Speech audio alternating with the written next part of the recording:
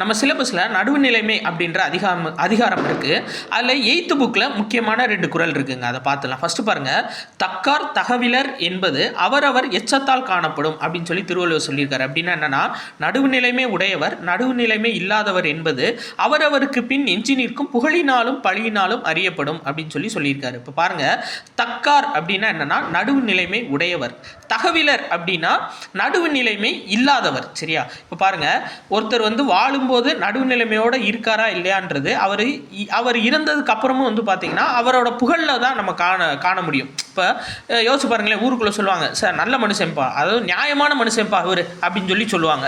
இப்போது தவறானவராக இருந்தால் மனுஷனா அவர் இருக்கும்போது நியாயமாக இருக்கணும்யா அப்படின்னு சொல்லுவாங்க. சரிங்களா? அப்போ அதைத்தான் சொல்லியிருக்காரு. அதாவது நடுவுநிலைமை உடையவர் நடுவுநிலைமை இல்லாதவர் என்பது அவருக்கப்புறம், அதாவது வாழ்ந்ததுக்கப்புறம் அவருடைய புகழ்னாலும் பழியினாலும் அறியப்படும்னு திருவள்ளுவர் சொல்லியிருக்காரு. சரியா?